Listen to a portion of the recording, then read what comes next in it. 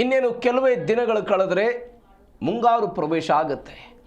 ಪಕ್ಕದ ಕೇರಳಕ್ಕೆ ಈ ಬಾರಿ ಅವಧಿ ಪೂರ್ವವೇ ಮುಂಗಾರು ಪ್ರವೇಶ ಆಗುತ್ತೆ. ಅದರ ಪರಿಣಾಮ ಕರ್ನಾಟಕದಲ್ಲೂ ಕೂಡ ಮುಂಗಾರು ಪ್ರವೇಶ ಆಗುತ್ತೆ, ವ್ಯಾಪಕವಾಗಿ ಮಳೆ ಆಗುತ್ತೆ, ಅತ್ಯುತ್ತಮವಾದಂತಹ ಬೆಳೆಯನ್ನು ತೆಗಿಬಹುದು ಅಂತ ರೈತರು ಆಶಾಭಾವನೆಯಲ್ಲಿದ್ದಾರೆ. ಈ ಆಶಾಭಾವನೆಯ ನಡುವೆ ಮತ್ತೊಂದು ಹವಾಮಾನ ವೈಪರೀತ್ಯ ಈ ಬಾರಿ ಪೆಸಿಫಿಕ್ ಮಹಾಸಾಗರದಲ್ಲಿ ಆಗಬಹುದು ಎನ್ನುವಂಥ ಒಂದು ಸುದ್ದಿ. ಇದ್ರ ಬಗ್ಗೆ ನಾವು ಈ ಹಿಂದೆ ಇದೇ ಜೀ ಕನ್ನಡ ನ್ಯೂಸ್ DNA ನೋಡಿದ್ದೀವಿ. ಒನ್ಸ್ ಅಗೇನ್ ಇವತ್ತು ಎಲ್ ನೀನೋ ಬಗ್ಗೆ ಚರ್ಚೆ ಮಾಡುವಂಥದ್ದಿದೆ. ಎಲ್ ನೀನೋ ಮತ್ತೊಮ್ಮೆ ಇದೀಗ ಘಟಿಸುವಂತಹ ಸಾಧ್ಯತೆಗಳು 82% ಅಂತ ಹವಾಮಾನ ತಜ್ಞರು ಕೊಡ್ತಾ ಇರುವಂತಹ ಮಾಹಿತಿಗಳು. ಈ ವಿಚಾರಕ್ಕೆ ಸಂಬಂಧಪಟ್ಟಂತೆ ಕೆಲವೊಂದಿಷ್ಟು ಪ್ರತಿಕ್ರಿಯೆಗಳು ಬಂದಿದೆ. ಹವಾಮಾನ ಇಲಾಖೆ ಎಚ್ಚರಿಕೆ ಕೊಡುವ ಪ್ರಯತ್ನವನ್ನು ಮಾಡಿದೆ. ಹಾಗಾದರೆ ಏನೆಲ್ಲ ಆಗಬಹುದು? ಈ ಹಿಂದೆ ಆಗಿದ್ದಂತಹ ಸೂಪರ್ ಎಲ್ ನೀನೋ ಏನಾಗಿತ್ತು, 2026ರ ಎಲ್ ನೀನೋ ಸೂಪರ್ ಎಲ್ ನೀನೋ ಆಗಿ ಕನ್ವರ್ಟ್ ಆಗುತ್ತಾ? ಇದರಿಂದ ಭಾರತದ ಮೇಲೆ ಆಗುವಂತಹ ಪರಿಣಾಮಕಾರಿಗಳು ಏನು?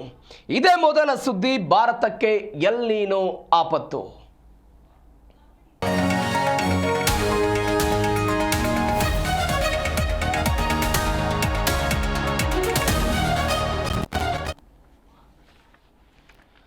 ಈ ಹಿಂದೆ ಅಂದರೆ ಅನೇಕ ದಶಕಗಳು, ಅನೇಕ ಶತಮಾನಗಳ ಹಿಂದೆ ಎಲ್ ನೀನೋ ಅನ್ನೋದು ತನ್ನ ಪಾಡಿಗೆ ತಾನು ಘಟಿಸ್ತಾ ಹೋಗ್ತಾ ಇತ್ತು. ಅದು ಯಾರಿಗೂ ಕೂಡ ಗೊತ್ತಿರಲಿಲ್ಲ. ಇಂಥದ್ದೊಂದು ಹವಾಮಾನ ವೈಪರೀತ್ಯ ಅಲ್ಲಿ ಘಟಿಸ್ತಾ ಇದೆ ಅನ್ನುವಂತಹ ಸಂಗತಿ ಯಾವ ಜನಸಾಮಾನ್ಯರಿಗೆ, ವಿಜ್ಞಾನಿಗಳಿಗೆ, ಹವಾಮಾನ ತಜ್ಞರಿಗೆ ಯಾರಿಗೂ ಕೂಡ ಗೊತ್ತದೇ ಇದ್ದಂತಹ ಸಮಯ ಇತ್ತು. ಆ ಸಮಯದಲ್ಲೂ ಕೂಡ ನೀರಿಗೆ ಹಾಹಾಕಾರ ಆಗ್ತಾ ಇತ್ತು ಒಂದು ಪ್ರದೇಶದಲ್ಲಿ, ಮತ್ತೊಂದು ಕಡೆ ವಿಪರೀತವಾದಂತಹ ಪ್ರವಾಹ ಉಂಟಾಗುವಂತಹ ಪರಿಸ್ಥಿತಿ ಆಗ್ತಾ ಇತ್ತು. ಒಂದು ಕಡೆ ನದಿಗಳೆಲ್ಲವೂ ಕೂಡ ಬತ್ತಿ ಹೋಗುವಂತಹ ಸ್ಥಿತಿಗಳು ಬರ್ತಾ ಇತ್ತು. ಇವೆಲ್ಲವೂ ಕೂಡ ಪ್ರಕೃತಿಯಲ್ಲಿ ತನ್ನ ಪಾಡಿಗೆ ತಾನು ನಡೆದುಕೊಂಡು ಹೋಗ್ತಾ ಇತ್ತು. ಆದರೆ ಪೇರು ದ್ವೀಪದಲ್ಲಿ ಕೆಲವೊಂದಿಷ್ಟು ಜನ ಈ ಹಡಗುಗಳನ್ನು ಚಲಾವಣೆ ಮಾಡೋರು, ನಾವಿಕರು, ಅದರ ಜೊತೆಗೆ ಈ ಮೀನು ಹಿಡಿಯೋದಕ್ಕೆ ಹೋಗ್ತಾರಲ್ಲ, ಅವರೆಲ್ಲರೂ ಕೂಡ ಈ ಬಿಸಿ ಆಗೋದನ್ನು ಕಾಣೋದಕ್ಕೆ ಶುರುವಾಯಿತಲ್ಲಿ. ಏನು ಬಿಸಿ ಆಗೋದಕ್ಕೆ ಶುರುವಾಯಿತು? ಪೆಸಿಫಿಕ್ ಸಾಗರದ ಉಷ್ಣಾಂಶ ಬಿಸಿ ಆಗ್ತಾ ಇರುವಂಥ ಅನುಭವ ಅವರಿಗೆ ಗೊತ್ತಾಗೋದಕ್ಕೆ ಶುರುವಾಯಿತು. ಯಾಕೆ ಹಿಂಗಾಗುತ್ತೆ ಅಂತ ಅವರೆಲ್ಲ ಕಂಡು ಹಿಡ್ಕೊಂಡು ಅದಕ್ಕೆ ಬಾಲ ಏಸು ಎನ್ನುವಂಥ ಅರ್ಥದಲ್ಲಿ ಈ ಎಲ್ ನೀನೋ ಅನ್ನುವಂಥ ಒಂದು ಪದವನ್ನು ಅವರು ತೆಗೆದುಕೊಂಡು ಬರ್ತಾರೆ. ಎಲ್ ನೀನೋ ಅಲ್ಲಿ ಪೌಷ್ಟಿಕಾಂಶತೆ ಕಡಿಮೆ ಆಗ್ತಾ ಇತ್ತು, ಮೀನುಗಳು ಯಥೇಚ್ಛವಾಗಿ ಸಾಯುವಂತಹ ಪರಿಸ್ಥಿತಿ ನಿರ್ಮಾಣ ಆಗ್ತಾ ಇತ್ತು ಪೆಸಿಫಿಕ್ ಸಾಗರದಲ್ಲಿ. ಇದು ಯಾಕೆ ಹಿಂಗಾಗ್ತಾ ಇದೆ, ಯಾಕೆ ಹಿಂಗಾಗ್ತಿದೆ ಅಂತ ಹೇಳಿದಾಗ ಅದು ಕೆಲವು ವರ್ಷಗಳ ಮಧ್ಯಂತರ ಅವಧಿಯಲ್ಲಿ ಆಗುವಂತಹ ಪ್ರಕ್ರಿಯೆ ಆಗಿತ್ತು. ಅದರ ಬಗ್ಗೆ ವಿಜ್ಞಾನಿಗಳೆಲ್ಲ ಸ್ಟಡಿ ಮಾಡಿದ್ರು. ಅದು 7ರಿಂದ 20 ವರ್ಷಗಳ ಅವಧಿಯಲ್ಲಿ ಪ್ರತಿ ಬಾರಿಯೂ ಕೂಡ ಈ ರೀತಿಯಾಗಿ ಪುನರಪಿ ಆಗ್ತಾ ಇದೆ ಅನ್ನುವಂಥದ್ದೊಂದು ಸುದ್ದಿ. ಇದೀಗ 2026ರಲ್ಲಿ ಎಲ್ ನೀನೋ ಮತ್ತೊಮ್ಮೆ ಘಟಿಸುತ್ತೆ ಅಂತ ಬರ್ತಾ ಇರುವಂತಹ ಮಾಹಿತಿ. ಹಾಗಾದರೆ ಏನಾಗಬಹುದು? ಎಲ್ ನೀನೋ ಕುತ್ತು ವಿಶ್ವಕ್ಕೆ ಆಪತ್ತು. ಎಲ್ ನೀನೋದಿಂದ ಆಗುವಂತಹ ಬೆಳವಣಿಗೆ ಇದು. ಈ ಬಾರಿ ಸಂಭವಿಸುವಂಥ ಎಲ್ ನೀನೋ ಅತ್ಯಂತ ಅಪಾಯಕಾರಿಯಾಗಿರಬಹುದು ಅಂತ ಹೇಳ್ತಿದ್ದಾರೆ. ಹೆಂಗ ಅಪಾಯಕಾರಿ? 1950ರಿಂದ ದಾಖಲಾದ ಅತ್ಯಂತ ಶಕ್ತಿಶಾಲಿ ಘಟನೆಗಳಲ್ಲಿ ಇದು ಕೂಡ ಒಂದಾಗಬಹುದು ಅಂತ ಲೆಕ್ಕಾಚಾರಗಳು ಹೇಳ್ತಾ ಇರೋದು. 1982ರಿಂದ 83 ಆ ವರ್ಷದ ಅವಧಿ, 1997-98ರ ಅವಧಿ, 2015-16ರ ಎಲ್ ನೀನೋಗಳೇನಿತ್ತು ಅವುಗಳಿಂತಲೂ ಕೂಡ ಹೆಚ್ಚು ಅಪಾಯ. ಭಾರತ ಸೇರಿದಂತೆ ಪ್ರಪಂಚದಾದ್ಯಂತ ಬರಗಾಲ, ಪ್ರವಾಹ, ವಿಪತ್ತು ಹೆಚ್ಚಾಗಬಹುದು ಅಂತ ಹವಾಮಾನ ವಿಚಾರದಲ್ಲಿ ಕೆಲವೊಂದಿಷ್ಟು ಬೆಳವಣಿಗೆಗಳು ಆಗಬಹುದು ಎನ್ನುವಂತಹ ಮಾಹಿತಿಗಳು ಬರ್ತಾ ಇರೋದು. ಅಂದರೆ ಇದರ ಅರ್ಥ ಏನು ಅಂತ ಹೇಳಿದರೆ, ಪೆಸಿಫಿಕ್ ಮಹಾಸಾಗರದಲ್ಲಿ ಅಂದಾಜಿಗಿಂತಲೂ ಕೂಡ ನೀರು ಅತಿ ಹೆಚ್ಚು ಉಷ್ಣತೆಯನ್ನು ತೆಗೆದುಕೊಳ್ಳುವುದು, ಬಿಸಿಯಾಗುವುದು. ಈ ಪ್ರಕ್ರಿಯೆಗೆ ಎಲ್ ನೀನೋ ಅಂತ ಕರೀತಾರೆ. ಇದು ಈಗ ಹೆಚ್ಚಾಗಬಹುದು ಎನ್ನುವಂತಹ ಲೆಕ್ಕಾಚಾರದಲ್ಲಿ ಅವರು ಹೇಳ್ತಾ ಇರೋದು. 2ರಿಂದ 7 ವರ್ಷದ ಅವಧಿಯಲ್ಲಿ ಇದೆಲ್ಲವೂ ಕೂಡ ಆಗ್ತಾ ಇದೆ. 1850ರ ಈ ಆಸುಪಾಸಿನಲ್ಲಿ ಇಲ್ಲೆಲ್ಲವೂ ಕೂಡ ಶುರುವಾಗ್ತಾ ಹೋಯಿತು. ಈ 1850ರಿಂದ ಎಲ್ ನೀನೋ ಪ್ರಕ್ರಿಯೆ ವಿಜ್ಞಾನಿಗಳೇನೆಲ್ಲ ಕಂಡು ಹಿಡಿದ್ರು ಇದೆಲ್ಲವೂ ಕೂಡ ಆಗ್ತಾ ಇದೆಯೋ, ಇದರ ಪೈಕಿ 3 1982, 83, 1997, 98, 2015 ಮತ್ತು 16 ಈ 3ರ ಪೈಕಿ ಇವುಗಳನ್ನು 3 ಸೂಪರ್ ಎಲ್ ನೀನೋ ಅಂತ ಕರೀತಾರೆ. ಅಂದರೆ ಅತಿ ಹೆಚ್ಚು ಬಾಧಿತವಾಗಿರುವಂತಹ ವರ್ಷಗಳಿವು. ಅದೇ ರೀತಿಯಾಗಿ ಈ ವರ್ಷವೂ ಕೂಡ ಅದೇ ಮಾದರಿಯಲ್ಲಿ ಇಂಥದ್ದೊಂದು ಬೆಳವಣಿಗೆಗಳು ಪ್ರಪಂಚದಾದ್ಯಂತ ಆಗಬಹುದು ಎನ್ನುವಂತಹ ಸುದ್ದಿಗಳು ಬರ್ತಾ ಇರೋದು. ಈಗ ಕೆಲವೊಂದಿಷ್ಟು ವರದಿಗಳೇನು ಬರ್ತಾ ಇದೆ, ಮಾನವನ ಹಸ್ತಕ್ಷೇಪದಿಂದ ಭೂಮಿ ಕಾಯ್ತಾ ಇದೆ. ಈ ಭೂಮಿ ಕಾಯ್ತಾ ಇರುವಂತಹ ಪರಿಣಾಮವಾಗಿ ಜಾಗತಿಕವಾಗಿ ನೀವು ಪ್ರಕೃತಿಯಲ್ಲಿ ಆಗುತ್ತಾ ಇರುವಂತಹ ಬೆಳವಣಿಗೆಗಳನ್ನು ನೋಡ್ತಾ ಇದ್ದೀರಿ. ಮಳೆಗಾಲದ ಸಮಯದಲ್ಲಿ ಮಳೆಗಾಲ ಆಗೋದಿಲ್ಲ, ಬೇಸಿಗೆಯ ಸಮಯದಲ್ಲಿ ಮಳೆ ಆಗ್ತಾ ಇರೋದು, ಆದರೆ ಕಾಲಗಳಲ್ಲೂ ಕೂಡ ಏರುಪೇರು ಆಗ್ತಾ ಇರೋದನ್ನು ನೋಡ್ತಾ ಇದ್ದೀವಿ. ಒನ್ಸ್ ಅಗೇನ್ ಹವಾಮಾನ ಇಲಾಖೆಯವರು ಅಥವಾ ಇದರ ಬಗ್ಗೆ ಅಧ್ಯಯನ ಮಾಡಿದವರು ಹೇಳ್ತಾ ಇದ್ದಾರೆ, ಹೀಗಾಗಿ ಪ್ರಬಲ ಎಲ್ ನಿನೋ ಸೇರಿದರೆ ಜಗತ್ತು ಇದುವರೆಗೂ ಕೂಡ ಕಾಣದ ದಾಖಲೆ ಮಟ್ಟದ ಗರಿಷ್ಠ ತಾಪಮಾನವನ್ನು ಈ ಬಾರಿ ಕಾಣಬಹುದು ಅಂತ ಹೇಳ್ತಿದ್ದಾರೆ. ಮತ್ತೊಂದು ಅವರು ಹೇಳ್ತಾ ಇರೋದು, ಮೇನಿಂದ ಜುಲೈ ತಿಂಗಳ ನಡುವೆ 82% ಇದರ ಅವಕಾಶ ಇರುತ್ತೆ ಎಲ್ ನಿನೋ. ಮೇದಿಂದ ಹಿಡಿದು ಜುಲೈ ತನಕ. ಡಿಸೆಂಬರ್ 2026ರಿಂದ ಫೆಬ್ರವರಿ 2027 ಅಂದರೆ ಒಟ್ಟಾರೆ ಚಳಿಗಾಲದ ಪ್ರಮಾಣದಲ್ಲೂ ಕೂಡ ಇದರ ಸಾಧ್ಯತೆಗಳು 96% ಇರುತ್ತೆ ಅಂತ. ಅಂದರೆ 2026ರಿಂದ 2027 ತನಕ ಕೂಡ ಇದು ಉಂಟಾಗುವಂತಹ ಸಾಧ್ಯತೆ ಬಗ್ಗೆ ಹೇಳ್ತಾ ಇದ್ದಾರೆ. ಮತ್ತೊಂದು ಅವರು ಹೇಳ್ತಾ ಇರುವಂಥದ್ದು, ಎಲ್ ನಿನೋ ಪರಿಣಾಮದಿಂದ ತೀವ್ರತರನಾದಂತಹ ಚಂಡುಮಾರುತಗಳು ಸಾಮಾನ್ಯಕ್ಕಿಂತ ಕಡಿಮೆ ವ್ಯಾಪ್ತಿಯಲ್ಲಿ ಬರೋದ್ರಿಂದ ಅದು ಭಾರತಕ್ಕೆ ಒಂದು ದೊಡ್ಡ ಮಟ್ಟದ ಹೊಡೆತ ಆಗ್ಬೋದು, ಮಳೆಯ ಕೊರತೆ ಆಗಬಹುದು ಎನ್ನುವಂಥ ವಿಚಾರಕ್ಕೆ ಸಂಬಂಧಪಟ್ಟಂತೆ ಅವರು ಹೇಳ್ತಾ ಇರುವಂಥ ಬೆಳವಣಿಗೆ ಇದು. ನಾ ಹಿಂದೆಯೂ ಕೂಡ ಅನೇಕ ಬಾರಿ ಹೇಳಿದ್ದೀನಿ, ಈ ಎಲ್ ನಿನೋ ಅನ್ನುವಂಥ ಒಂದು ಪ್ರಕ್ರಿಯೆ ಹೆಂಗೆ, ಏನಿದಕ್ಕೆ ಒಂದು ಬೆಸ್ಟ್ ಎಕ್ಸಾಂಪಲು ಕೂಲರನ್ನು ತೆಗೆದುಕೊಳ್ಬೋದು. ಕೂಲರ್ ಹೆಂಗೆ ಕೆಲಸ ಮಾಡುತ್ತೆ, ಕೂಲರು ನಿಮ್ಗೆ ಆನ್ ಮಾಡಿದಾಗ ನಿಮ್ಮ ಕಡೆಗೆ ತಂಪನ್ನು ಸೂಸುತ್ತೆ, ಹಿಂದೆ ಬಿಸಿ ಗಾಳಿಯನ್ನು ತಪ್ತಾ ಇರುತ್ತೆ. ಆ ಸಮಯದಲ್ಲಿ ತಂಪು ನಮ್ಮ ಕಡೆಗೆ ಬಂದಾಗ ನಮಗೆ ಶೆಕೆ ಆಗೋದಿಲ್ಲ, ಉಷ್ಣತೆ ಹೆಚ್ಚಾಗಿ ಬರೋದಿಲ್ಲ, ನಮಗೆ ಮಳೆಯೂ ಕೂಡ ಆಗುತ್ತೆ. ಇದರರ್ಥ ನಮ್ಮ ಕಡೆಗೆ ಅಂತ ಹೇಳಿದ್ರೆ ಏಷ್ಯಾ ಮತ್ತು ಭಾರತ, ಏಷ್ಯಾ ಅಂತ ಹೇಳಿದ್ರೆ ಏಷ್ಯಾ ಖಂಡ, ಅದರಲ್ಲಿ ಭಾರತ, ನಮಗೆ ವಿಪರೀತವಾದಂಥ ಮಳೆ ಆಗುತ್ತೆ, ನಮಗದು ಸಹಾಯವನ್ನು ತಂದಿಡುತ್ತೆ. ಆದರೆ ಏನಾದರೂ ಏರ್ ಕೂಲರ್ ಕೆಟ್ಟಾಗ, ಏನಾದರೂ ಸಮಸ್ಯೆಗಳಾದಾಗ ತಾಂತ್ರಿಕವಾಗಿ ಅಲ್ಲಿ ಅದರ ವ್ಯವಸ್ಥೆ ಸಂಪೂರ್ಣವಾಗಿ ಅದಲು ಬದಲಾಗುತ್ತೆ. ತಂಪಾದ ಗಾಳಿಯನ್ನು ನಮ್ಮ ಕಡೆಗೆ ಬಿಡುವ ಬದಲು ಅದು ಏನಾಗುತ್ತೆ ಅಂದರೆ ಉಲ್ಟಾ ಕೆಲಸ ಮಾಡೋದಕ್ಕೆ ಶುರುವಾಗುತ್ತೆ. ಕೂಲರ್ ಹಿಂಭಾಗದಿಂದ ಈ ತಂಪಾದ ಗಾಳಿ ಹೋಗೋದಕ್ಕೆ ಶುರುವಾಗಿ ಅಮೆರಿಕ ಸೇರಿದಂತೆ ಆ ದೇಶಗಳ ಕಡೆಗೆ ಈ ತಂಪಾದ ಗಾಳಿಗಳು ಹೋಗ್ತವೆ. ಅದಾದ ನಂತರ ಅಲ್ಲಿಯ ಮಳೆ ಪ್ರಮಾಣ ಜಾಸ್ತಿಯಾಗಿ ನಮಗೆ ಉಷ್ಣತೆ ಜಾಸ್ತಿ ಆಗಬಹುದು. ಇದರ ಪರಿಣಾಮವಾಗಿ ಮುಂಗಾರಿನ ಒಟ್ಟಾರೆ ಪ್ರಮಾಣ ಕುಂಠಿತ ಆಗಬಹುದು ಎನ್ನುವಂಥ ಲೆಕ್ಕಾಚಾರ ಇದೆ. ಇದು ಒಟ್ಟಾರೆ ಎಲ್ ನಿನೋ ಬಗ್ಗೆ ಇದೀಗ ತಜ್ಞರು ಕೊಟ್ಟಿರುವಂತಹ ಮಾಹಿತಿ. ಈ ಹಿಂದೆಗಿಂತಲೂ ಕೂಡ ಇದೀಗ ದೊಡ್ಡ ಮಟ್ಟದಲ್ಲಿ ಎಲ್ ನಿನೋ ನಮಗೆ ಎಫೆಕ್ಟ್ ಅನ್ನು ಮಾಡಬಹುದು ಎನ್ನುವಂಥ ಲೆಕ್ಕಾಚಾರ ಇದೆ. ಹಾಗಾದರೆ ಯಾವ್ಯಾವ ದೇಶಗಳಿಗೆ ಎಲ್ ನಿನೋ ಡೇಂಜರು ಏನಂತ ಹೇಳ್ತಿದ್ದಾರೆ? ಭಾರತ ಮೊದಲ ದೇಶ. ಮುಂಗಾರು ಮಳೆ ಕಡಿಮೆ ಆಗುತ್ತೆ, ಅದಾದ ನಂತರ ಕೃಷಿ ವಲಯಕ್ಕೆ ಹೊಡೆತ ಬೀಳುತ್ತೆ, ಉಷ್ಣ ಅಲೆ ಹೆಚ್ಚಾಗುವಂಥ ಸಾಧ್ಯತೆಗಿರುತ್ತೆ. ನಿಮಗೆ ಮಳೆಗಾಲ ಆಗಲಿಲ್ಲ ಅಂತ ಹೇಳಿದ್ರೆ ಖಾರಿಫ್ ಬೆಳೆಗಳು ಬರೋದಿಲ್ಲ, ಬೆಳೆಗಳ ಉತ್ಪಾದನೆ ಕಡಿತ ಅಂತ ಹೇಳಿದ್ರೆ ಅಲ್ಲಿ ಆಟೋಮೆಟಿಕ್ ಆಗಿ ಪ್ರೈಸ್ ಜಾಸ್ತಿ ಆಗ್ತಾ ಹೋಗುತ್ತೆ. ಇದರಿಂದ ಹಣದುಬ್ಬರವು ಕೂಡ ಹೆಚ್ಚಳ ಆಗುವಂಥ ಸಾಧ್ಯತೆ ಇರುತ್ತೆ. ಇದು ಭಾರತದ ಮೇಲೆ ಒಂದು ಹವಾಮಾನಿತ ವೈಪರೀತ್ಯ ಹೇಗೆ ಆರ್ಥಿಕ ವಲಯಕ್ಕೂ ಕೂಡ ಪೆಟ್ಟನ್ನು ಕೊಡುತ್ತೆ ಅನ್ನುವಂಥದ್ದು ಒಂದು. ಎರಡನೇದ್ದು ಆಸ್ಟ್ರೇಲಿಯಾ ಭೀಕರ ಕಾಡ್ಗಿಚ್ಚು, ದೀರ್ಘಕಾಲದ ಬರಗಾಲ ಆಗ್ಬೋದು, ಕೃಷಿ ಮತ್ತು ಪಶುಸಂಗೋಪನೆ ನಾಶ ಆಗ್ಬೋದು ಅಂತ ಅವರು ಹೇಳ್ತಾ ಇದ್ದಾರೆ. ಮತ್ತೊಂದು ಕಡೆ ಇಂಡೋನೇಷ್ಯಾ ಮತ್ತು ಫಿಲಿಪೈನ್ಸ್, ಆಗ್ನೇಯ ಏಷ್ಯಾದಲ್ಲಿ ಬರಗಾಲ ಆಗ್ಬೋದು, ಮಳೆ ಕಾಡುಗಳಿಗೆ ಎಲ್ಲ ಬೆಂಕಿ ಆಗ್ಬೋದು ಅಂತ ಅವರೆಲ್ಲ ಲೆಕ್ಕಾಚಾರ ಇದೆ. ಮತ್ತೊಂದು ಅವರು ಹೇಳ್ತಾ ಇರುವಂಥ ವಿಚಾರ ಯಾವ ದೇಶ ಅಂತ ಹೇಳಿದ್ರೆ ದಕ್ಷಿಣ ಆಫ್ರಿಕಾ ಮತ್ತು ಇಥಿಯೋಪಿಯಾ. ಆಹಾರದ ಬಿಕ್ಕಟ್ಟು ಮತ್ತು ಜನರು ಹಸಿವಿನಿಂದ ಸಾಯಬಹುದು ಎನ್ನುವಂಥ ಲೆಕ್ಕಾಚಾರವನ್ನು, ಮಾಹಿತಿಯನ್ನು ಅವರು ಕೊಡ್ತಾ ಇರೋದು. ಯಾಕಂದರೆ ಇತಿಹಾಸದಲ್ಲಿ ಯಾವಾಗ ಎಲ್ ನಿನೋ ಸಂಭವಿಸಿದೆಯೋ ಈ ಎಲ್ ನಿನೋ ಸಂಭವಿಸಿದಂತಹ ಸಮಯದಲ್ಲೂ ಕೂಡ ಇಂತಹ ಘಟನೆಗಳಿಗೆ ಜಗತ್ತು ಸಾಕ್ಷಿಯಾಗಿದೆ. ಒಂದು ಕಡೆ ವಿಪರೀತವಾದಂತಹ ಪ್ರವಾಹ ಸಂಭವಿಸುತ್ತೆ, ಆ ಪ್ರವಾಹದಿಂದ ಜನಜೀವನ ಅಸ್ತವ್ಯಸ್ತವಾಗುತ್ತೆ. ನಿಮಗೆ ಬೆಸ್ಟ್ ಎಕ್ಸಾಂಪಲ್ 2015-16ರಲ್ಲಿ ಆಗಿದ್ದು. ಹಿಂದೆ ಭಾರತ 80ರ ದಶಕದಲ್ಲಿ ಅನುಭವಿಸಿದಂತಹ ರೀತಿ ನೀತಿಗಳು, ಅದರಲ್ಲಿ ರಾಜಸ್ಥಾನ ಆಗಿರ್ಬೋದು, ಕರ್ನಾಟಕದ ಕೆಲವು ಪ್ರದೇಶಗಳಾಗಿರ್ಬೋದು, ಉತ್ತರ ಭಾರತದ ಕೆಲವು ಪ್ರದೇಶಗಳು ಗೋಧಿ ಬೆಳೆಯೋದಕ್ಕೂ ಕೂಡ ಸಾಧ್ಯವಾಗದಂತಹ ಪರಿಸ್ಥಿತಿ ಬಂದ್ಬಿಟ್ಟಿತ್ತು. ರೈತರು ಅಯ್ಯೋ ಅನ್ನುವಂಥ ಹಂತಕ್ಕೆ ಹೋಗ್ಬಿಟ್ಟಿದ್ರು. ಇನ್ನೂ ಬೆಸ್ಟ್ ಎಕ್ಸಾಂಪಲ್ ಅಂತ ಹೇಳಿದ್ರೆ ನಮ್ಮದೇ ಭಾರತದಲ್ಲಿ ಎಲ್ ನಿನೋ ಸಂಭವಿಸಿದಾಗ ಟ್ರೈನ್ಗಳ ಮುಖಾಂತರ ಒಂದು ಪ್ರದೇಶದಿಂದ ಮತ್ತೊಂದು ಪ್ರದೇಶಕ್ಕೆ ನೀರು ಸಾಗಾಟ ಮಾಡಿದಂಥ ಉದಾಹರಣೆ ಇದೆ. ಆ ಪರಿಪ್ರಮಾಣದಲ್ಲಿ ನೀರಿನ ಕೊರತೆ ಉಂಟಾಗಿತ್ತು, ಕುಡಿಯೋದಕ್ಕೆ ನೀರು ಇರಲಿಲ್ಲ. ಯಾವ ಪ್ರದೇಶಕ್ಕೆ? ನಮ್ಮ ಪಕ್ಕದ ರಾಜ್ಯ ಮಹಾರಾಷ್ಟ್ರಕ್ಕೆ ನೀರು ಪೂರೈಕೆ ಯಾವುದರ ಮುಖಾಂತರ? ರೈಲಿನ ಮುಖಾಂತರ ಮಾಡುವಂತಹ ಪರಿಸ್ಥಿತಿ ಬಂದಿತ್ತು. ಹೀಗಾಗಿ ಭಾರತ ಸೇರಿದಂತೆ ದಕ್ಷಿಣ ಆಫ್ರಿಕಾ, ಇಥಿಯೋಪಿಯಾ ಈ ಎಲ್ಲ ದೇಶಗಳಿಗೂ ಕೂಡ ಇದರ ಪರಿಣಾಮ ಆಗಬಹುದು ಎನ್ನುವಂಥ ಲೆಕ್ಕಾಚಾರ ಇದೆ. ಇದು ಎಲ್ ನಿನೋ ಪರಿಣಾಮ, ಯಾವ್ಯಾವ ದೇಶಗಳು ಇದನ್ನು ಅನುಭವಿಸ್ತವೆ ಅಂತ. ಮತ್ತೊಂದು ಪ್ರಮುಖವಾದಂಥ ಬೆಳವಣಿಗೆ ಐತಿಹಾಸಿಕ ಎಲ್ ನಿನೋ ದುರಂತಗಳು.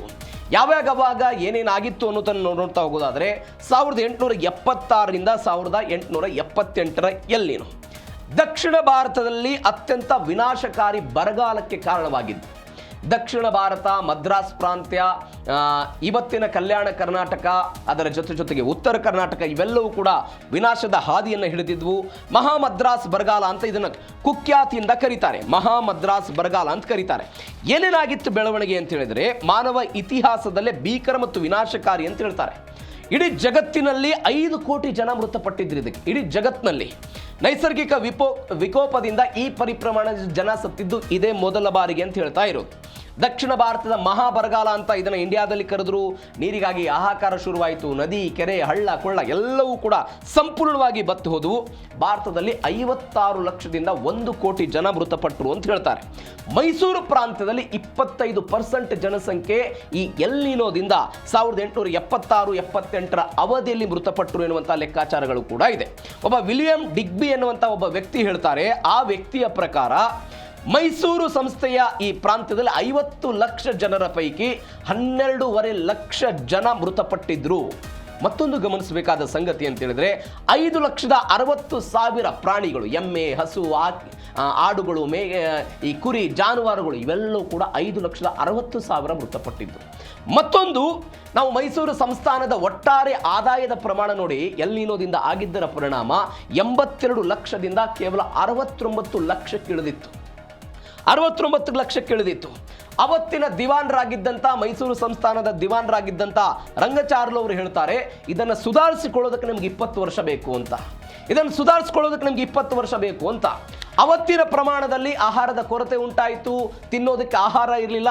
ಇವತ್ತು ನಾವು ಬೆಂಗಳೂರು ಮೈಸೂರು ರೈಲ್ವೆ ಹಳಿಯನ್ನೇನು ನೋಡ್ತೇವಲ್ವಾ, ಮಾರ್ಗವನ್ನೇನು ನೋಡ್ತೇವಲ್ವಾ, ಅದನ್ನು ಇದೇ ಎಲ್ ನಿನೋ ಸಮಯದಲ್ಲೂ ಕೂಡ ಕಾಮಗಾರಿಯಾಗಿ ಕೆಲಸವನ್ನು ಶುರು ಮಾಡಿದ್ರು. ಯಾವ ಕಾರಣಕ್ಕಾಗಿ? ಕೆಲಸವನ್ನು ಮಾಡಿದವರಿಗೆ ಆಹಾರ ಧಾನ್ಯವನ್ನು ಕೊಡ್ತೀವಿ ಅಂತ ಅವತ್ತು ಶುರುವಾದಂತಹ ಕಾಮಗಾರಿ ಇದು. ಇದೆಲ್ಲ ಪರಿಣಾಮ ಇದೀಗ ದಕ್ಷಿಣ ಭಾರತದಲ್ಲಿ, ಮದ್ರಾಸ್ ಪ್ರಾಂತ್ಯದಲ್ಲಿ, ಮೈಸೂರು ಪ್ರಾಂತ್ಯದಲ್ಲಿ ಆಗಿದ್ದಂಥ ಬೆಳವಣಿಗೆ. ಮತ್ತೊಂದು 1982, 1983 ಎಲ್ ನಿನೋ ಈ ಸಮಯದಲ್ಲೂ ಕೂಡ ಆಗಿತ್ತು. ಆಸ್ಟ್ರೇಲಿಯಾದಲ್ಲಿ ಭೀಕರ ಬರ ಆಗಿತ್ತು, ಕಾಡ್ಗಿಚ್ಚೆಲ್ಲ ಆಗಿತ್ತು. ದಕ್ಷಿಣ ಅಮೆರಿಕಾದಲ್ಲಿ ಪ್ರವಾಹ ಆಗಿ ಅಪಾರ ನಷ್ಟ ಆಗಿತ್ತು. 2,000ಕ್ಕೂ ಅಧಿಕ ಜನ ಈ ಎಲ್ ನಿನೋದಿಂದ ಪರಿಣಾಮದ ಸಾಧ್ಯತೆಯಿಂದ ಅವರೆಲ್ಲ ಮೃತಪಟ್ಟಿದ್ರು. 20ನೇ ಶತಮಾನದ ಪ್ರಬಲ ಮತ್ತು ವಿನಾಶಕಾರಿ ಎಲ್ ನಿನೋ ಅಂತ ಇದನ್ನು ಕರೆದ್ರು. ಶತಮಾನದ ಎಲ್ ನಿನೋ ಅಂತಲೂ ಕೂಡ ಇದಕ್ಕೆಲ್ಲ ಕರೀತಾರೆ. ಯುರೋಪ್, ಅಂಟಾರ್ಟಿಕ್ ಹೊರತುಪಡಿಸಿ ಬಹುತೇಕ ಕಡೆ ದೊಡ್ಡ ಮಟ್ಟದ ಹೊಡೆತವನ್ನು ಕೊಟ್ಟಿತ್ತು. ದಕ್ಷಿಣ ಅಮೆರಿಕಾದಲ್ಲಿ ಗಮನಿಸಬೇಕಾದ ಸಂಗತಿ, ಸಾಮಾನ್ಯವಾಗಿ 9 ಇಂಚು ಮಳೆ ಆಗ್ತಾ ಇದ್ದಂಥ ಈ ಜಾಗಗಳಲ್ಲಿ ಯಾವ ಪರಿಪ್ರಮಾಣದಲ್ಲಿ ಮಳೆಯ ಪ್ರಮಾಣ ಜಾಸ್ತಿ ಆಯಿತು ಅಂತ ಹೇಳಿದ್ರೆ 132 ಇಂಚು ಮಳೆಯಾಗಿತ್ತು. 11 ಇಂಚು ನಾರ್ಮಲ್ಲು, 132 ಇಂಚು ಯಾವ ಸಮಯದಲ್ಲಿ? ಇದು ಎಲ್ ನಿನೋ ಆಗಿದ್ದಂತಹ ಸಮಯದಲ್ಲಿ. ಹೀಗಾಗಿ ವಿಪರೀತವಾದಂತಹ ಪ್ರವಾಹ ಆಗಿತ್ತು. ಆಸ್ಟ್ರೇಲಿಯಾ ಮತ್ತು ಇಂಡೋನೇಷ್ಯಾದಲ್ಲಿ ಭೀಕರ ಬರಗಾಲ ಆಗಿತ್ತು. ಮತ್ತೊಂದು ಕಡೆ ಭಾರತದಲ್ಲಿ ಒಟ್ಟಾರೆ ಉತ್ಪಾದನೆಯ ಪ್ರಮಾಣ, ನಾನು ಆವಾಗಲೇ ಹೇಳಿದ್ನಲ್ಲ, ಬರಗಾಲ ಬಿದ್ದರೆ, ಮಳೆ ಆಗದೆ ಹೋದರೆ, ನದಿಗಳು ಬತ್ತಿ ಹೋಗ್ಬಿಟ್ರೆ ನೀರಿನ ಕೊರತೆ ಆಗುತ್ತೆ. ನೀರಿನ ಕೊರತೆ ಆದರೆ ಬೆಳೆಗಳ ಉತ್ಪಾದನೆ ಕೊರತೆ ಆಗುತ್ತೆ. ಅದು ಕೂಡ 1982-83 ಆಗಿತ್ತು. ಮತ್ತೊಂದು ಇಂಥದ್ದೊಂದು ಘಟನೆ 1997 ಮತ್ತು 1998 ಆಗಿತ್ತು. ಏನಾಗಿತ್ತು? ಸೂಪರ್ ಎಲ್ ನಿನೋ ಅವತ್ತು ಸಂಭವಿಸಿದ್ದು. ಸೂಪರ್ ಎಲ್ ನಿನೋ ಪ್ರಪಂಚದ ಶತಮಾನದ ಅತ್ಯಂತ ವಿನಾಶಕಾರಿ ಅಂತ ಕರೀತಾರೆ ಇದನ್ನು. ಇಂಡೋನೇಷ್ಯಾ, ಮಲೇಷಿಯಾದಲ್ಲಿ ಬರಗಾಲ ಬಂದಿತ್ತು. ವಿಷಕಾರಿ ಹೊಗೆ ಎಲ್ಲ ಬಂದ್ಬಿಟ್ಟಿತ್ತಲ್ಲಿ. ದಕ್ಷಿಣ ಅಮೆರಿಕಾದಲ್ಲಿ ಭೀಕರ ಬರಗಾಲ ಎಲ್ಲ ಸಂಭವಿಸಿಬಿಟ್ಟಿತ್ತು. ಆಫ್ರಿಕಾದಲ್ಲಿ ರೋಗ ರುಜಿನಗಳೆಲ್ಲ ಶುರುವಾಗಿತ್ತು. 17% ಹವಳದ ದಿಬ್ಬಗಳು ತಮ್ಮ ಬಣ್ಣಗಳನ್ನು ಕಳೆದುಕೊಂಡು ಬಿಟ್ಟಿದ್ವು. ಏನು ಕಾರಣ ಇದಕ್ಕೆ? ಸಾಗರದ ಮೇಲ್ಮೈ ನೀರು ವಿಪರೀತವಾಗಿ ಬಿಸಿಯಾಗಿದ್ದರ ಪರಿಣಾಮ, ಆ ನೀರಿನ ಕಾರಣಕ್ಕಾಗಿ 17% ಹವಳದ ದಿಬ್ಬಗಳು ತಮ್ಮ ಬಣ್ಣವನ್ನು ಕಳೆದುಕೊಂಡಿದ್ರು. ಘಟನೆಯಲ್ಲಿ 23,000 ಜನ ಮೃತಪಟ್ಟಿದ್ರು ಅಂತ ಹೇಳ್ತಾರೆ. ಮತ್ತೊಂದು ಕಡೆ ಪ್ರಮುಖವಾಗಿ ಇದರಿಂದ ಆಗಿದ್ದಂತಹ ನಾಶವು ಕೂಡ ವಿಪರೀತವಾಗಿ ದೊಡ್ಡದೇ ಇತ್ತು. ವಿಪರೀತವಾಗಿ 4,500 ಕೋಟಿಗಳಷ್ಟು ನಷ್ಟ ಆಗಿತ್ತು ಈ ಸಮಯದಲ್ಲಿ, 1997 ಮತ್ತು 98 ಈ ಅವಧಿಯಲ್ಲಿ. ಮತ್ತೊಂದು ಇಂಥದ್ದೊಂದು ಘಟನೆ ಆಗಿತ್ತು 2015 ಮತ್ತು 16 ಸಮಯದಲ್ಲಿ. ಏನಾಗಿತ್ತು? ಭಾರತದಲ್ಲಿ ಮುಂಗಾರು ಕೈ ಕೊಡ್ತು. ಆಫ್ರಿಕಾದಲ್ಲಿ ಲಕ್ಷಾಂತರ ಜನರಿಗೆ ಆಹಾರದ ಕ್ಷಾಮ ಉಂಟಾಯಿತು. ಪೆಸಿಫಿಕ್ ಸಾಗರದಲ್ಲಿ 16 ಸೈಕ್ಲೋನ್ಗಳು ಸೃಷ್ಟಿಯಾಯಿತು. 20 ಬಿಲಿಯನ್ ಅಂದರೆ 1,91,266 ಕೋಟಿ ನಷ್ಟ ಆಗಿತ್ತು. 2015-16 ಬಂದು ಸೂಪರ್ ಎಲ್ ನಿನೋ ಮುಂಗಾರು ಕೈ ಕೊಟ್ಟಿತ್ತು. ಇಡೀ ಭಾರತದಾದ್ಯಂತ ಏನು ಮಳೆ ಬರುತ್ತೆ ಅಂತ ಪ್ರಿಡಿಕ್ಟ್ ಮಾಡಲಾಗಿತ್ತು. ಆ ಮಳೆಯ ಪ್ರಿಡಿಕ್ಟ್ನ ಭಾಗವಾಗಿ 14% ಭಾರತದಲ್ಲಿ ಮಳೆಯ ಕೊರತೆ ಆಯಿತು. 14%. ಮತ್ತೊಂದು ಗಮನಿಸಬೇಕಾದ ಸಂಗತಿ ಅಂತ ಹೇಳಿದ್ರೆ, ಇಡೀ ಭಾರತದ ಇತಿಹಾಸದಲ್ಲೇ ರಾಜಸ್ಥಾನದ ಒಂದು ಪ್ರದೇಶ, ರಾಜಸ್ಥಾನದಲ್ಲಿ 51 ಡಿಗ್ರಿ ಸೆಲ್ಸಿಯಸ್ ಉಷ್ಣಾಂಶ ದಾಖಲಾಗಿತ್ತು. 51 ಡಿಗ್ರಿ ಸೆಲ್ಸಿಯಸ್ ದಾಖಲೆಯ ಉಷ್ಣಾಂಶ ಅಲ್ಲಿ ದಾಖಲಾಗಿತ್ತು. ಆ ಸಮಯದಲ್ಲಿ ನಾನು ಅವಾಗಲೇ ಹೇಳಿದಾಗೆ ರೈಲುಗಳ ಮುಖಾಂತರ ರಾಜಸ್ಥಾನ, ಮಹಾರಾಷ್ಟ್ರ, ಉತ್ತರ ಭಾರತದ ಬೇರೆ ಬೇರೆ ರಾಜ್ಯಗಳಿಗೆ ನೀರನ್ನು ಸಾಗಾಟ ಮಾಡುವಂತಹ ಪ್ರಯತ್ನಕ್ಕೆ ಅವತ್ತಿನ ಸರ್ಕಾರಗಳೆಲ್ಲವೂ ಕೂಡ ಮುಂದಾಗಿತ್ತು. ಅದೇ ಮಾದರಿಯಲ್ಲಿ 2026 ಇಂಥದ್ದೊಂದು ಚರ್ಚೆ ಸದ್ಯಕ್ಕೆ ಹವಾಮಾನ ವೈಪರೀತ್ಯದಿಂದ ಆಗ್ತಾ ಇರುವಂತಹ ಬೆಳವಣಿಗೆ.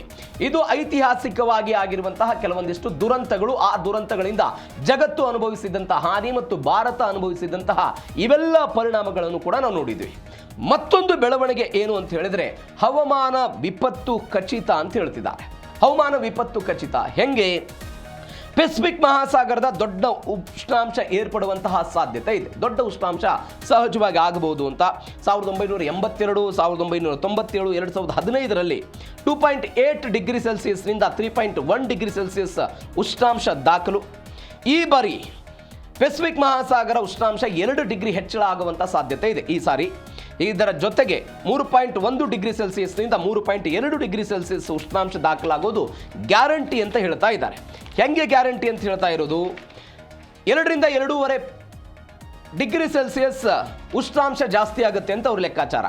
ಅಂದರೆ 150 ವರ್ಷಗಳ ಹಿಂದೆ 1977-78 ಆ ಸಮಯದಲ್ಲಿ ಏನು ಬೆಳವಣಿಗೆಗಳಾಗಿತ್ತು ಅದೇ ಮಾದರಿಯಲ್ಲಿ 2026ರಲ್ಲಿ ಆಗಬಹುದು ಅನ್ನುವಂಥ ಲೆಕ್ಕಾಚಾರ. 1978ರಲ್ಲಿ ಒಂದು ಭೀಕರ ಎಲ್ನಿನೋ ಸಂಭವಿಸಿತ್ತಲ್ಲ ಪೆಸಿಫಿಕ್ ಮಹಾಸಾಗರದಲ್ಲಿ. ಆ ಸಮಯದಲ್ಲಿ ದಾಖಲಾಗಿದ್ದು 3 ಡಿಗ್ರಿ ಸೆಲ್ಸಿಯಸ್, ಅದೇ ಹೈಯೆಸ್ಟ್. ಅದನ್ನು ದಾಟಿ ಇದುವರೆಗೂ ಕೂಡ ಯಾವುದೂ ಕೂಡ ಆಗಿಲ್ಲ. ಅದನ್ನು ಬಿಟ್ಟರೆ ಅತಿ ಹೆಚ್ಚಾಗಿದ್ದು 2.6 ಡಿಗ್ರಿ ಸೆಲ್ಸಿಯಸ್ ತಾಪಮಾನ ಅಲ್ಲಿ ಆಗಿರೋದು. ಈಗ ಅದನ್ನು ಮೀರಿಸಿ ಏನಾದರೂ 2026ರಲ್ಲಿ ಬೆಳವಣಿಗೆಗಳಾಗುತ್ತಾ? ಅದಕ್ಕೆ ನಾವು ನವೆಂಬರ್, ಡಿಸೆಂಬರ್ ತನಕವೂ ಕೂಡ ಕಾಯಬೇಕಾಗುತ್ತೆ. ಹವಾಮಾನ ವಿಪತ್ತು ಅಥವಾ ಹವಾಮಾನದಲ್ಲಿ ಏನೆಲ್ಲ ಬದಲಾವಣೆಗಳಾಗುತ್ತೆ 1978, ಅದಾದ ನಂತರ 2.6 ಡಿಗ್ರಿ ಸೆಲ್ಸಿಯಸ್, ಇದನ್ನೇನಾದರೂ ಕ್ರಾಸ್ ಮಾಡಿ ಮತ್ತೊಮ್ಮೆ ಭೀಕರತೆಯನ್ನು ತೆರೆದಿಡುವ ಪ್ರಯತ್ನಗಳಾಗುತ್ತಾ? ಕಾದು ನೋಡೋಣ ಆ ವಿಚಾರದಲ್ಲಿ ಏನಾಗುತ್ತೆ ಅಂತ. ಮತ್ತೊಂದು ಬೆಳವಣಿಗೆ ಏನು ಅಂತ ಹೇಳಿದ್ರೆ ಈ ವಿಚಾರದಲ್ಲಿ ರಾಜ್ಯಕ್ಕೆ ಮುಂಗಾರು ಪ್ರವೇಶ ಯಾವಾಗ ಆಗುತ್ತೆ, ರಾಜ್ಯಕ್ಕೆ ಮುಂಗಾರು ಪ್ರವೇಶ ಯಾವಾಗುತ್ತೆ ಅಂತ ಎಲ್ಲರ ಕಣ್ಣಿರೋದು ಮುಂಗಾರಿನ ಮೇಲೆ. ಕಳೆದ 4 ತಿಂಗಳಿಂದ ಬೇಸಿಗೆ ಬಿಸಿಲಿನಿಂದ ಜನ ಕಂಗಾಲಾಗ್ಬಿಟ್ಟಿದ್ದಾರೆ. ಈಗ ಮಳೆಯತ್ತ ನೋಡ್ತಾ ಇದ್ದಾರೆ. ಮುಂಗಾರು ಪೂರ್ವ ಮಳೆ ಆಗಿದ್ದನ್ನು ನೋಡಿದ್ದೀವಿ, ಅದರಲ್ಲೂ ಕೂಡ ಅವಾಂತರಗಳಾಗಿದೆ. ಬೆಂಗಳೂರು ಸೇರಿದಂತೆ ರಾಜ್ಯದ ವಿವಿಧ ಭಾಗಗಳಲ್ಲಿ ಮಳೆಯಾಗಿದೆ. ಹಾಗಾದರೆ ಮುಂಗಾರು ಯಾವಾಗ? ಮೇ 26ನೇ ತಾರೀಕಿಗೆ ಕೇರಳಕ್ಕೆ ಮುಂಗಾರು ಮಾರುತ ಪ್ರವೇಶ ಆಗುತ್ತೆ.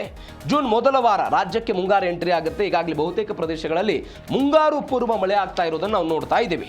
ಭಾರತೀಯ ಹವಾಮಾನ ಇಲಾಖೆ ಹೇಳಿರೋದು ಮೇ 26ನೇ ತಾರೀಕಿಗೆ ಮುಂಗಾರು ಪ್ರವೇಶ ಆಗುತ್ತೆ ಅಂತ.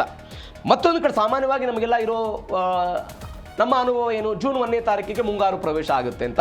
ಆದರೆ ಈ ಬಾರಿ 6 ದಿನ ಮುಂಚಿತನೇ ಆಗ್ತಾ ಇದೆ. ಮೇ 3ನೇ ವಾರದಲ್ಲಿ ಮುಂಗಾರು ಮಾರುತಗಳು ಅಂಡಮಾನ್ ನಿಕೋಬಾರ್ ದ್ವೀಪ ಮತ್ತು ಬಂಗಾಳ ಕೊಲ್ಲಿಯ ಈ ದಕ್ಷಿಣ ಭಾಗದಲ್ಲಿ ಈಗಾಗಲೇ ಆವರಿಸಿಕೊಂಡಿದೆ. ಹೀಗಾಗಿ ಅದು 6 ದಿನಗಳ ಮೊದಲೇ ಕೇರಳಕ್ಕೆ ಪ್ರವೇಶ ಮಾಡುತ್ತೆ ಅಂತ ಹವಾಮಾನ ಇಲಾಖೆ ಈಗ ಹೇಳಿರೋದು. ಕೇರಳಕ್ಕೆ ಬಂದು 7 ರಿಂದ 10 ದಿನಗಳ ಒಳಗಾಗಿ ಕರ್ನಾಟಕದ ದಕ್ಷಿಣ ಕನ್ನಡ ಅಂದರೆ ಮಂಗಳೂರು, ಉಡುಪಿ ಈ ಭಾಗಕ್ಕೆ ಅವೆಲ್ಲ ಅಪ್ಪಳಿಸಬಹುದು ಅಂತ. ಹೀಗಾಗಿ ಕರಾವಳಿ ಮತ್ತು ಮಲೆನಾಡು ಭಾಗದಲ್ಲಿ ಮಳೆ ಹೆಚ್ಚಾಗುವಂಥ ಸಾಧ್ಯತೆ ಇದೆ ಜೂನ್ ಮೊದಲ ವಾರದಲ್ಲಿ. ಅಂದರೆ ಅವಧಿ ಪೂರ್ವವೇ ಈಗಾಗಲೇ ಮಳೆ ಆಗ್ತಾ ಇದೆ. ಆ ಮಳೆಯ ಪ್ರಮಾಣ ಮತ್ತಷ್ಟು ಹೆಚ್ಚಾಗಬಹುದು ಎನ್ನುವಂಥ ನಿರೀಕ್ಷೆ. ಹಾಗಾದರೆ IMD ಹೇಳಿದ್ದೇನೆ ಈ ವಿಚಾರದ ಬಗ್ಗೆ. ಮೇ 26ನೇ ತಾರೀಕಿಗೆ ಕೇರಳಕ್ಕೆ ಅಧಿಕೃತವಾಗಿ ಮುಂಗಾರು ಪ್ರವೇಶ ಆಗುತ್ತೆ ಅಂತ ಹೇಳಿದ್ದಾರೆ. ಜೂನ್ ಮೊದಲ ವಾರದಲ್ಲಿ ಕರ್ನಾಟಕಕ್ಕೆ ಮುಂಗಾರು ಬರುತ್ತೆ ಅಂತ ಅವರು ಹೇಳಿದ್ದಾರೆ. ಮೇ 25ರವರೆಗೆ ದಕ್ಷಿಣ ಒಳನಾಡು ಕರ್ನಾಟಕದಲ್ಲಿ ಮಳೆ. ಬೆಂಗಳೂರು ನಗರ, ಗ್ರಾಮಾಂತರ, ಕೋಲಾರ, ತುಮಕೂರು, ರಾಮನಗರ, ಚಿಕ್ಕಬಳ್ಳಾಪುರ ಭಾಗಗಳಲ್ಲಿ ಗಾಳಿ ಸಹಿತ ಮಳೆ ನಾವೀಗ ಆಗ್ತಾ ಇರೋದನ್ನು ನೋಡಿದ್ದೀವಿ.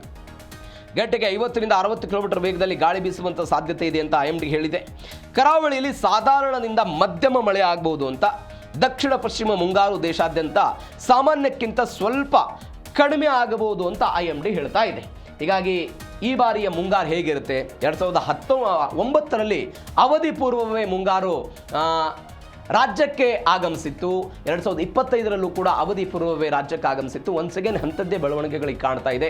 ಈ ಬಾರಿಯ ಮುಂಗಾರು ಏನಾಗಿರುತ್ತೆ ಏನು ಎತ್ತ ಕಾದು ನೋಡೋಣ.